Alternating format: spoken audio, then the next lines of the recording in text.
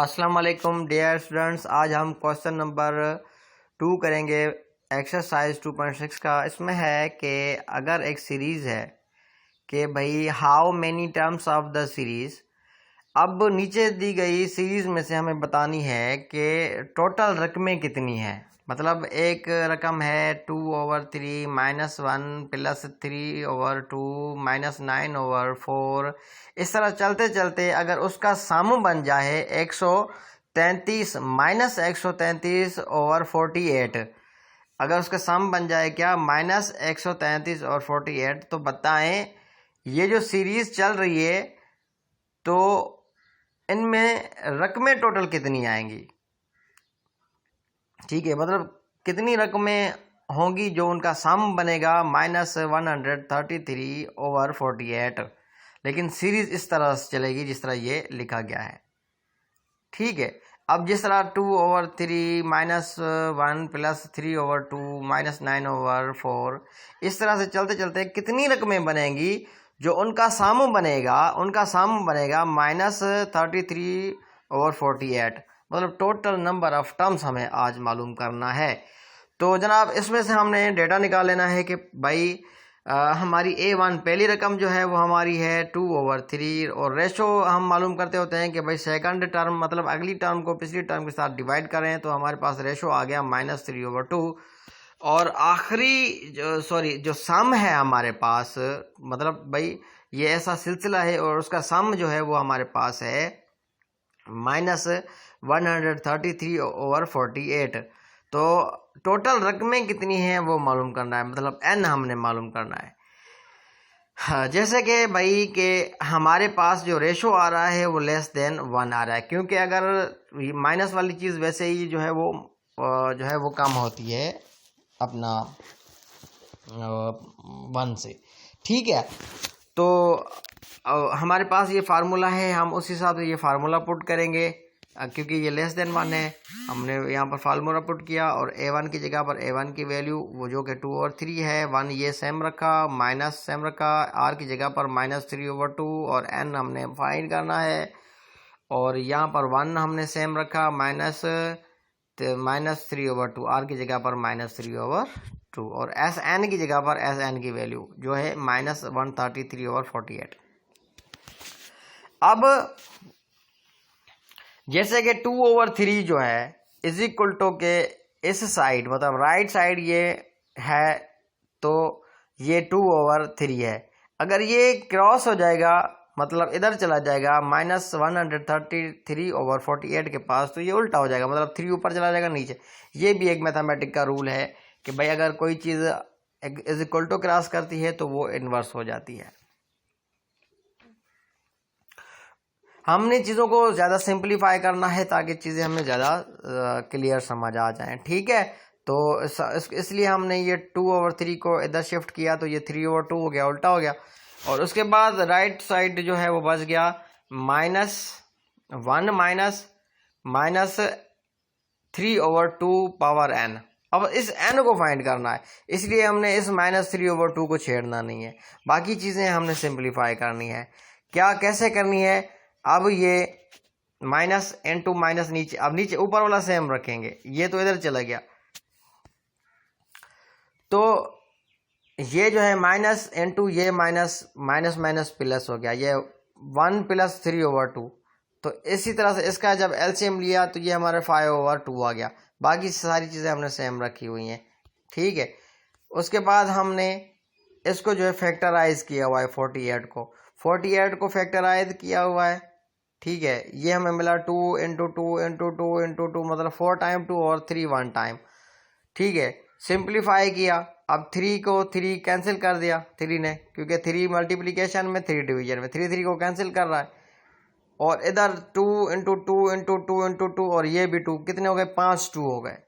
ठीक है, और उसके बाद ये हमने सेम रखा हुआ है और ये चीज़ें 5/2, क्योंकि 1 + 3/2 का एलसीएम जब लेंगे तो ये हमें मिलेगा 5/2। ऊपर हमने चीज़ें सेम रखी हुई हैं।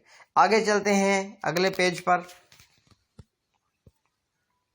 कि भाई ये सम हमारा किसके बराबर आ रहा है। ये सम हमारा इसके बराबर आ रहा है कि भाई 5/2 ठीक है। अब ये सारी चीज़ 5/2 इधर इसके साथ डिवीजन में है, तो ये इधर मल्टीप्लिकेशन में चला जाएगा, तो ये मल्टीप्लिकेशन में चला गया। बाकी 1 - 3 हमने सेम रखा। अब 2 5 ये हो गया,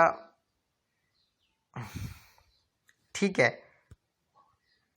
अब 5 मल्टीप्लाई करेंगे 133 के साथ, तो ये मिलेगा 665 मतलब 665 मिलेगा। और ये 2 मल्टीप्लाई करेंगे 32 के साथ, तो ये 64 मिलेगा। और ये जो 1 है इधर प्लस में था, इधर आ गया ये माइनस में चला गया, ठीक है, -1। फिर इन दोनों का जो है हमने एलसीएम लिया। जब इन दोनों का एलसीएम लिया तो जो 64 आया हमारे पास, ठीक है।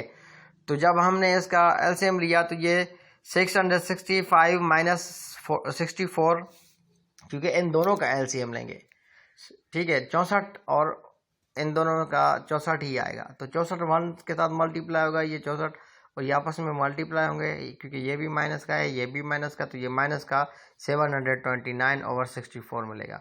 ये चीज़ माइनस की हमने सेम रखी हुई है, ठीक है।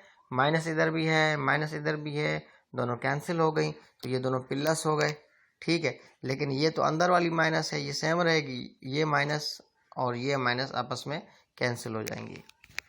उसके बाद ऊपर जो है वो हमें मिला 729 और अपान नीचे हमें मिला 64।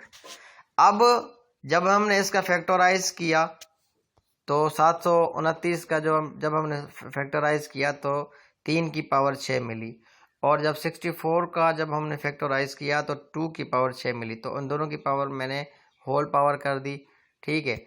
अब जैसे कि ये देखें बेस सेम आ रहा है, बेस सेम आ रहा है, कंपेयर किया मैंने एक्सपोनेंट को जिस तरह मैंने पहले किया, तो n मेरे पास 6 आ गया। तो यही हमें मालूम करना था कि भाई इस सीरीज़ में कितनी रकमें हों जो आपस में जमा हो तो उनका सम -133/48 बने। तो वो ऐसी रकमें 6 रकमें हों जो आपस में जमा हो, तो क्योंकि ये n 6 आ गया ना, तो ऐसी रकमें इस सीक्वेंस की 6 रकमें हों और आपस में जमा हो, तो उनका जो सम बनेगा वो बनेगा -133/48। ये चीज़ हमने मालूम करनी थी, हमने मालूम कर ली। चीज़ें बहुत ही सिंपल हैं, थोड़ा जो आपने जहन लगाना है कि भाई रेशो क्या आ रहा है, उस हिसाब से फार्मूला पुट करना है। फार्मूला पुट करने के बाद आपने मालूम करना है कि भाई आपने n मालूम करना है, आपने r मालूम करना है, आपने a1 मालूम करना है, या आपने सम मालूम करना है। तो उस हिसाब से वो आपने वेरिएबल ही रखना है। बाकी चीज़ें आपको दी गई हैं, उनकी जगह पर उनकी वैल्यूज़ पुट कर दें। जिस तरह SN की जगह पर SN की वैल्यू आ गई, A की जगह पर A की वैल्यू आ गई, R की जगह पर R की वैल्यू आ गई। लेकिन इसमें N हम मालूम करेंगे तो N हमने सेम रखा हुआ है। फिर हमने चीज़ों को जो है वो समराइज़ किया कि 2/3 है, इधर आ गया, ये मल्टीप्लाई में हो गया। फिर ऐसे 48 के फैक्टर्स लिए, फैक्टर इसलिए लिए कि 3 को कैंसिल करेगा, ज़्यादा सिंप्लीफाई हो जाएगा। तो उसके बाद जो है वो इन दोनों का जो है वो 1 + 3/2 का एलसीएम लिया, तो ये 5/2 आ गया। 5/2 इस 3/2 के साथ डिवीजन में है इधर, तो इधर आ जाएगा इज इक्वल टू में, तो ये मल्टीप्लिकेशन में चला जाएगा। तो उसके बाद इसके तो ज़ाहिर है कितने फैक्टर हो गए, ये 2 × 2 × 2 × 2 मतलब कितनी मरतबा 2 आ रहा है, ये 5 मरतबा 2 आ रहा है, ये 32 के बराबर है, ठीक है, 32 के बराबर है। अब ये 5/2 ये भी क्या हो गया, ये भी जो है वो उधर चला जाएगा। तो सारा का सारा ये डिवीजन में है, तो ये सारा का सारा इधर मल्टीप्लिकेशन में आ जाएगा, क्योंकि खुद ये जो है डिवीजन में था, इज इक्वल टू क्रॉस हुआ, तो ये मल्टीप्लिकेशन में इसके पास चला गया। अब 5 जो है 133 के साथ मल्टीप्लाई करेंगे तो ये -666 आएगा, माइनस, क्योंकि ये माइनस का, ये -32, ठीक है, -113 ये माइनस का ही है, इसलिए ये इस 5 मल्टीप्लाई होगा इसके साथ, तो ये माइनस का जवाब आएगा। ये 32 मल्टीप्लाई होगा 2 के साथ, तो ये आएगा 64, ठीक है।